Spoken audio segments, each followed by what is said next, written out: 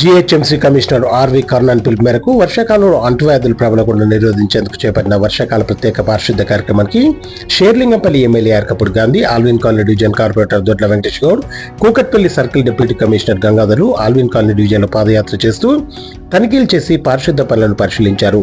ఈ సందర్భంగా ఎమ్మెల్యే మాట్లాడుతూ ఇంటెన్సివ్ శానిటేషన్ డ్రైవ్లు, యాంటీ లార్వా స్ప్రేయింగ్ ఆపరేషన్లు, సీజనల్ డిసీజ్ నివారణ అంశాలు క్షేత్రస్థాయిలో అన్ని విభాగాలను సమన్వయం చేసుకుంటూ నిర్వహించాలన్నారు.